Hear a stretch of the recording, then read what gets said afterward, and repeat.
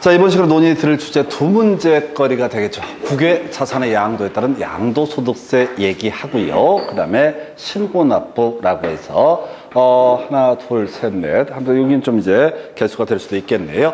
자, 먼저 국외자산의 양도에 따른 양도소득세 제일 쉬운 것부터 가십시다. 자, 5년 이상 국내 주소를 둔 거주자라고 되어 있습니다. 그래서 5년 이상 국내 주소를 둔 거주자. 이 사람은 국외에 있는 자산을 양도했을 때 양도소득세 납부할 의무가 있다라고 하는 거. 전에 시험에 제일 어렵게 나왔던 게 그런 식이었어. 10년간 국내 주소를 둔 거주자 양도소득세 예정 신고 납부를 해야 된다 이렇게 뽑아냈어. 그렇죠? 당연히 옳은 편이 됩니다. 그래서 10년간 하게 되면 5년 이상에 해당이 되고, 자, 지금 양도소득세 납세 의무라고 하는 거 절차적으로 예정 신고 납부라는 것을 하게 된다. 이게 이제 기본 구조. 이런 것도 답이 됐어요. 5년 이상이 첫 번째 출제 포인트. 두 번째 이슈요. 자, 바로 앞에서 공부했던 차금과 순서를 그대로 이해하셔야 됩니다. 그대로 대입하는 거야. 그래서 우리 앞에서 양도 차익이라고 하는 거 이렇게 갔었죠. 실거래가 기준으로 계산하는 것이 하나가 있었다. 해서 실거래가에 따른 양도가액에서 실거래가에 따른 취득가에 자본적 지출에 양도 비용 등을 더해서 뺀 값을 바로 양도 차익이라고 불렀습니다. 근데 이게 지금 이제 실거래가를 확인할 수 없는 경우 등에 있어서는 어떻다? 바로 추계 결정을 통해서 자, 양도 차익을 계산해 낼 수 있었다. 근데 여기 보니까요, 지금 양도가액 필요 경비라고 하는 건 나와 있는데, 자, 원칙적으로 양도가액은 자산의 양도 당시에 실거래가에 따르게 된다. 근데 예외 보니까요, 시가라고 되어 있습니다. 필요 경비 중에서 취득가액은 원칙적으로 실거래가라고 되어 있고요, 예외적으로 실거래가를 확인할 수 없으면 어떻다? 시가에 따르게 된다. 요걸 통해서 우리가 추론이 될 수 있는 게 국외 자산의 양도에 따른 양도소득세 계산할 때는 무슨 문제? 추계 결정의 문제가 발생하지 않는다라고 하는 거. 추계 결정의 문제가 발생하지 않는다. 추계 결정이 뭐 있어요? 매감기, 매감환기 이런 조항은 어떻다? 국외 자산의 양도에 따른 양도소득세 계산할 때는 적용되지 않는 조항이다라고 하는 거. 이게 전체 국내 자산의 양도에 따른 양도소득세하고 국외 자산의 양도에 따른 양도소득세 계산하는 차이를 물어보거든. 그래서 다시 원칙은 실거래가, 우리가 이제 추계 결정이 예외, 이게 국내 자산이었었고요. 국외 자산은 원칙은 실거래가, 예외 시가라고 하는 거, 예외 시가. 그래서 추계 결정의 문제는 어떻다? 발생할 여지가 없다. 나머지는 구조가 똑같습니다. 그래서 필요 경비 범죄 취득가액하고요. 그다음에 또 하나, 자, 자본적 지출액 양도 비용 같은 내용이니까 굳이 검토할 실익은 없다. 깊이 안 나와요. 자, 한편 여기서는 이제 문제가 되는 것이 환율이라고 하는 것이 문제가 되게 되는 거죠. 자, 바로 취득할 당시의 가액을 계산함에 있어서 기준 환율을 적용을 하게 될 것이, 취득할 때 자, 비용이 지출이 되잖아요. 그러면 그 날을 기준으로 기준 환율을 적용을 하게 된다. 양도하면 돈 받잖아요. 그 외어 환산하기 위해서 기준 환율을 적용을 하게 된다. 해서 양도 가액을 수령하거나 필요 경비를 지출한 날, 자, 수령한 날 현재 기준 환율에 의해서 환율을 적용을 하게 되는, 재정 환율은 별 의미 없습니다. 우리나라는 없는 제도인데 법에서는 기준 환율 또는 재정 환율이라는 용어를 쓰고 있습니다. 그리고 자, 똑같이 환율이라는 거, 이것도 한번 답이 됐던 사례가 있어요. 두 가지 이슈가 되네요. 하나가 추계 결정의 문제가 발생하지 않는다. 그래서 기준자, 매감 환기 이런 것들은 적용할 여지가 없다. 이게 하나의 포인트.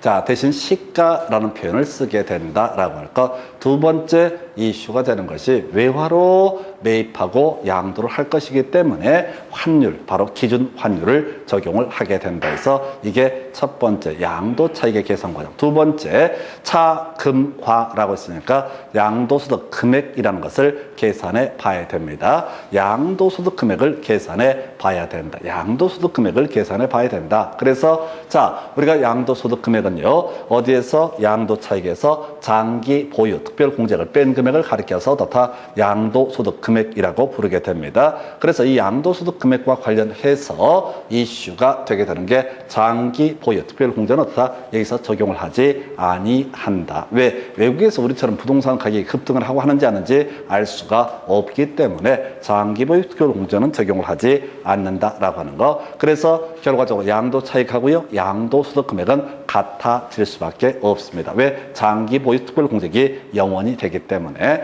자, 그 다음에 이제 기본 공제 똑같이 적용합니다. 250만 원. 그래서 지금 이제 양도소득 금액에서 기본 공제를 빼게 되면 뭐가 된다? 이것이 바로 양도소득 과세 표준이라고 하는 것이 되게 된다. 여기서 이제 파생되는 주제가 하나 있는데요.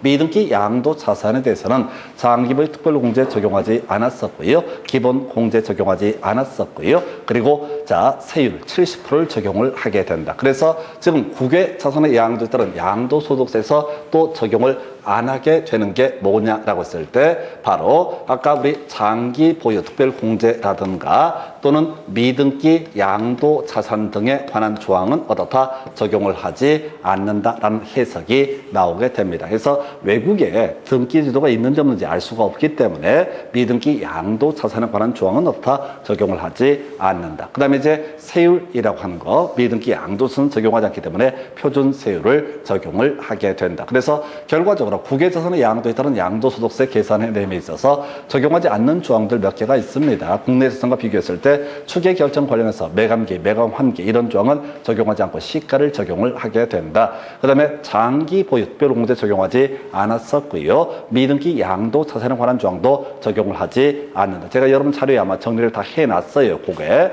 지금 이제 이게 이제 국내 자산의 양도에 따른 양도소득세하고 국외 자산의 양도에 따른 양도소득세 우리가 다 외울 수는 없지만 그런 것들은 적용을 하지 않는다. 이걸 외우셔야 된다고. 물론 제일 좋은 그림은 이해해버리면 제일 좋아. 국내 자산의 양도에 따른 양도소득세 산출 과정을 정확히 암기하고 있으면 이 세 가지 정도는 어떻다? 당연히 적용이 되지 않는다라는 사실을 알 수가 있겠고 왜 세율, 설령 국외 자산이 미등기 양도 자산이라 할지라도 70% 세율을 적용하는 것은 아니다. 이런 식으로 해석을 합니다. 그래서 그럼 정리해 가십시다. 크게 두 가지 포인트예요. 제일 쉬운 게 국내에 5년 이상 주소를 두고 있을 때 국외 자산의 양도에 따른 양도소득세 납부할 의무가 있다. 알아서 신고 납부해야 됩니다. 그리고 국내 자산의 양도에 따른 양도소득세 산출 과정과 국외 자산의 양도에 따른 양도소득세 산출 과정을 비교하게 되면 추계 결정에 관한 사항 적용하지 않고요. 장기보유 특별공제 적용하지 않고요. 미등기 양도 자산에 관한 조항도 적용을 하지 않는다라고 하는 것. 그래서 나머지 내용들을 그렇게 비교한 상태에서 추계 결정 적용되지 않기 때문에 취득가액이나 양도가액은 바로 시가라고 하는 거. 실거래가를 알 수 없을 때 시가라고 하는 거. 그 다음에 이제 외국 화폐이다 보니까 환율, 기준 환율을 적용한다라는 정도 요렇게 하게 됩니다. 내용 별거 없어요. 이게 국외 자산의 양도에 따른 양도소득세 산출 과정. 그래서 특히 국내 자산과 국외 자산의 양도에 따른 양도소득세 산출 과정을 비교하는 것이 제일 좀 까다롭습니다. 역시 앞에서 공부하신 주제 반복하시면은 충분히 다 소화해낼 수가 있어요. 이제 마지막 주제 가게 되면 예정신고 납부하고요. 확정신고 납부라고 하는 주제 설명드리겠습니다. 1년에 한 문제가량 출제가 되는 영역이 되겠습니다. 미리 답부터 설명을 드리겠습니다. 예정 신고 납부 해야 됩니다. 예정 신고 납부 무조건 해야 됩니다. 확정 신고 납부 할 수도 있고 안 할 수도 있습니다. 근데 시험에 나오는 것은 주로 쟁점이 확정 신고 납부도 해야 되는 경우. 다시 두 단계로 하는 거야. 예정 신고 납부 해야 된다. 확정 신고 납부해야 된다. 책에다 표시하지 마시고 제가 표시 다 해놨잖아요. 쓸데없는 짓거리야. 내가 이미 작품을 만들었는데 거기다가 또 덧칠을 하게 되면 그림이 거지같이 돼버려. 그래서 다시 머릿속으로 신고 납부 얘기가 나오게 되면 외울 항목이 뭐냐. 출제하는 쟁점이 예정 신고 납부 해야 된다. 확정 신고 납부도 해야 된다. 일단 외워버려. 그냥 나중에 확정 신고 납부를 하지 않아도 되는 경우가 하나 있는데 그건 중요한 게 아니고 예정 신고 납부해야 된다. 확정 신고 납부해야 된다. 이 틀을 잡고 들어가셔야 된다고. 내용을 읽다 보면 망해버려. 개판돼버려. 무조건 예정 신고 납부도 하고 확정 신고 납부도 해야 된다. 그리고 두 번째 예정 신고 납부 등을 예정 신고 등을 하지 않게 되면 무신고 가산세 등을 때려맞게 된다. 확정 신고도 사실 마찬가지인데 거기서는 쟁점을 삼지 않습니다. 해서 다시 가산세 얘기 머릿속으로 정리해 보겠습니다. 먼저 자, 무신고 가산세 100분의 20이라고 하는 거 있었죠. 사기 등이 매기게 되면 100분의 40이라고 하는 거. 가산세는 감면 대상에 포함시키지 않는다. 취득세 파트에서 중가산세라고 해서 미신고 전매덕 쳐 걸리게 되면 얼마? 100분의 80이라는 그만큼의 가산세를 때려 맞게 된다. 장부 미보존하게 되면 얼마? 100분의 10이라고 하는 거. 등록 면에서 가산세 납부를 해버리면 어떻다? 바로 미신고 부자 가산세는 부과하지 아니한다라고 하는 거. 이런 것들이 이슈가 됐었고요. 재산세는 별 쟁점이 안 됐죠. 보통징수니까. 한편 종부세에서 신고납부 12월 15일까지 신고납부를 선택했는데 적게 신고하면 어떻다? 과소신고 가산세 부과를 하게 된다. 종합소득세도 신고납부인데 쟁점 안 담고요. 자, 양도소득세에서 예정신고납부, 확정신고납부해야 된다. 그리고 제대로 신고를 하지 않게 되면 가산세라는 것을 때려맞게 된다. 그리고 마지막 쟁점 분할납부라고 하는 거에서 세 가지 키워드야. 예정신고납부해야 된다. 확정신고 납부해야 된다. 그리고 분할납부. 그래서 시험 문제 가장 중요한 쟁점이 되는 것은 분할납부가 가장 중요한 쟁점이 되게 됩니다. 분할납부 얘기가 재산세 3번 나왔었죠. 250만 원 초과했을 때 그때 2개월 내에 분납할 수 있다. 종부세에서 250 초과했을 때 6개월 내에 분납할 수 있다. 자, 그리고 양도소득세 분납이라고 하는 거. 출제 포인트는 양도소득세 분납을 주로 출제 쟁점으로 삼습니다. 재산세에서는 물납이라는 것이 키워드. 그래서 과거의 종부세라든가 또는 지금 양도소득세 물납제도가 폐지가 되면서 물납 얘기는 어디서 재산세에서만 논의를 할 수가 있을 거고요. 분납 얘기는 세 군데가 있지만 실제 출제 포인트는 어디서 바로 양도소득세에서 나온다. 자, 내용 보기 앞에 다시 한번 외우고 들어가야 돼. 예정신고 납부해야 된다. 이거 외우셔야 돼. 확정신고 납부도 해야 된다. 예외적인 부분에서 출제 이슈가 되기 때문에 확정신고 납부도 해야 된다라고 할 것. 그리고 분납이라고 하는 1,000만 원 초과부터 시작했을 때 분납의 문제가 발생한다. 자, 살 붙여서 가보겠습니다. 자, 양도소득세 부과대상 자산을 양도한 자, 그 달의 말일부터 2개월 내 바로 예정신고해야 된다라고 이렇게 되어 있습니다. 그래서 이게 경우의 수가 몇 개가 나오잖아.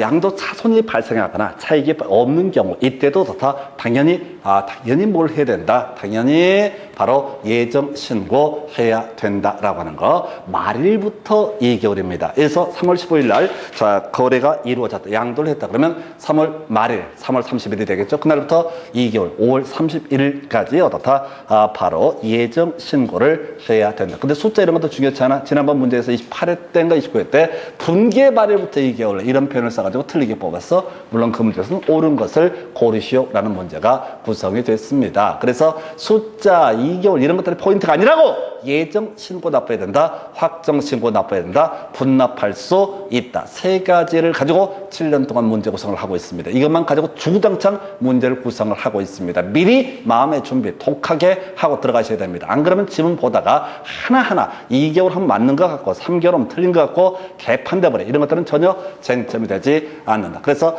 양도 차익이 없다 할지라도 양도 차손이 발생했다 할지라도 예정 신고를 해야 된다. 하지 않게 되면 먼저 무신고 가산세라는 것이 문제가 되게 된다. 가산세를 계속 비교해서 설명을 드리고 있고요.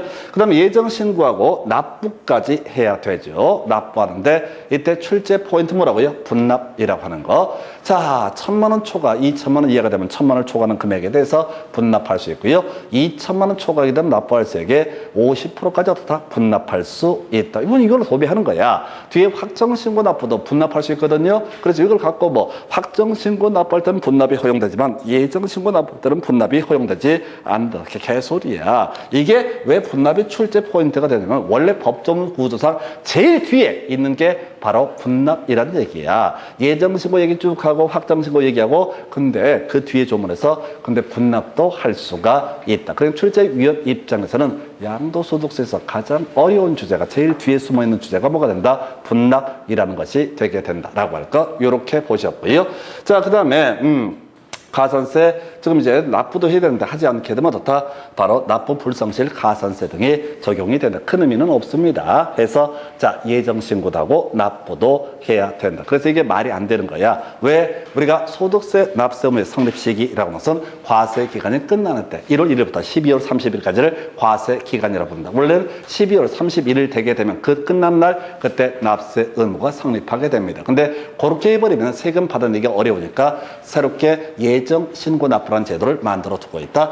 그 다음에 이제 확정신고 납부 다 끝나갔습니다. 5월 31일까지 어떻다? 확정신고 납부를 해야 된다. 그래서 이제 나오는 것이, 자, 이미 예정신고를 한 사람은 원칙적으로 어떻다? 굳이 확정신고를 할 필요가 있다, 없다? 없다. 이런 질문도 나왔었고요. 근데 출제 포인트, 답을 뽑는 주제는 뭐라고요? 확정신고를 해야 된다라고 써있죠. 외우실 게 뭐라고요? 확정신고를 해야 된다. 어떤 경우? 겁나 긴 경우 이렇게 가시는 거야. 사연을 쫓아가시면 안 돼. 자, 확정신고를 어떻다? 해야 한다라고 하는 거. 확정신고를 어떻다? 해야 한다. 그러니까 예정신고를 2번 이상 한 거야. 근데 세액 조정의 문제가 발생하게 되는데 그러니까 2월 달에 한번 팔아서 자, 2월 말일부터 4월 말일까지 해서 예정신고 납부했고 또 5월 달에 팔아가지고 자, 7월 말일까지 자, 예정신고 납부했고 등등등 이렇게 했는데 나중에 정산을 할 필요가 있다. 2회 이상 양도를 한 사람이 어쩌고 저쩌고 이런 내용 보려고 하지 마시라고 우리가 외워야 될 건 뭐라고요? 확정신고 납부도 해야 된다라고 하는 거. 이 사안을 보려고 하지 마시라고 제가 보다가 포기한 거야. 그냥 외울 게 뭐라고요? 이 확정신고 납부해야 된다. 그리고 똑같은 논리 구조로 분납이라고 하는 거. 1,000만 원 초과하면 자 1,000만 원 초과하는 금액 분납할 수 있고요. 2,000만 원 초과하게 되면 어떻다? 납부월세액의 100분의 50까지 분납할 수 있다. 그래서 지금 7년 8년 사이에 이 챕터에서 출제 포인트, 답을 뽑는 포인트는 예정신고 납부해야 된다. 안 하면 가산세 문제 발생한다. 확정신고도 아니할 수 있다. 이건 중요하지 않아. 이건 답을 안 뽑아. 답을 뽑을 때는 뭐라고 쭉 써놓고 확정신고를 해야 된다. 그리고 제일 어려운 문제는 분납이라는 주제에서 이렇게 정리를 합니다. 그래서 자, 국외자산의 양도 얘기부터 간단히 정리하고 마치겠습니다. 그래서 국외자산의 양도에 따른 양도소득세, 자, 내야 되는 경우 기본 거주, 국내 5년 이상 주소를 둔 거주자, 이 사람은 어떻다? 바로 국외자산의 양도에 따른 양도소득세 납부를 해야 된다. 원래 양도소득세를 계산하는 방식은 차, 금, 과 순서로 갔었죠. 그래서 양도 차익 먼저 계산해 봐야 됩니다. 우리가 국내 자산의 경우 실거래가 기준으로 봤었던 것이고 그때 지산증은 필요경비 범죄에 포함되지 아니한다. 이런 식으로 공부를 했던 바가 있습니다. 국외자산의 양도에 있어서 국내 자산에서 실거래가를 알 수 없을 때 추계결정, 매감규와 매감환계. 근데 자, 국외자산의 양도에 따른 양도소득세는 추계결정의 문제가 발생하지 않는다. 그래서 매매 사례가액, 감정가액, 기준시가 이런 것들은 전혀 문제, 취득 환산가액 이런 것들은 문제가 되지 않는다라고 하는 거. 해서 대신 얘는 추계결정 대신에 시가라는 표현을 쓰고 있다. 그리고 파생되는 주제 국외자산이니까 바로 무슨 문제? 환율, 기준 환율을 적용을 하게 된다라고 하는 거. 추가적인 항목이 있었고요. 그 다음에 금이라고 해서 양도소득 금액을 계산할 때 양도차익에서 장기 보유투표를 공제액 빼야 되는데 장기 보유투표 공제액에 관한 조항은 적용을 하지 않는다. 그래서 국외자산의 양도에 있어서 양도 차익하고요, 양도소득 금액은 같아질 수밖에 없다라고 하는 거. 그래서 양도소득 금액이 계산되게 되면 같은 양도 차익과 같은 금액이 계산되면 250만 원 빼야 된다. 이게 기본 공제라는 개념. 그래서 원래 미등기 양도 자산에 있어서는 기본 공제도 적용을 하지 않는다. 이런 식으로 되어 있었는데 결국 기본 공제액 인정을 해주게 됩니다. 그래서 어떻다? 미등기 양도 자산에 관한 조항은 어디에서 국외자산의 양도에 따른 양도소득세 계산할 때는 어떻다? 적용하지 아니한다라고 이렇게 봐야겠고요. 그 이후에 세율 역시 표준세율을 적용합니다. 그래서 미등기 양도 자산은 70% 세율을 적용했는데 그 조항도 역시 적용을 하지. 그래서 미등기 양도 자산에 관한 조항은 아예 적용을 하지 않는다. 세 개 정리하면 추계 결정에 관한 조항하고요, 장기보유 특별공제, 그 다음에 미등기 양도 자산에 관한 이 조항은 국외 자산의 양도에 따른 양도소득세 계산할 때는 적용을 하지 않는다라고 하는 거. 자, 그 다음에 신고납부 관련해서 나와야 되는 주제가요, 예정신고납부부터 갑니다. 세 가지 외우자고 그래서 예정신고납부 해야 된다. 확정신고납부 해야 된다. 그리고 바로 바로 분할 납부라고 하는 거. 해서 특히 양도 차익이 없는 경우, 양도 차손이 발생하는 경우에도 예정 신고 등을 해야 된다. 하지 않게 되면 무신고, 가산세 등을 때려맞게 될 것이다. 분할 납부, 예정 신고할 때도 충분히 예정 신고 납부할 때도 분할 납부 가능했었고요. 확정 신고 관련해서 원칙은 예정 신고를 해버리고 납부를 하면 원칙적으로는 확정 신고 납부할 필요가 없습니다. 세금 다 내버렸으니까. 근데 2회 이상 거래 등을 했을 때 정산하기 위해서 필요하다 하면 어떻다? 되니까 확정 신고 납부해야 된다. 역시 분할 납부도 1,000만 원, 2천만 원 기준으로 해서 따져 묻게 됩니다. 이 정도까지가 양도소득세. 오늘 여기까지 가겠습니다. 수고하셨습니다.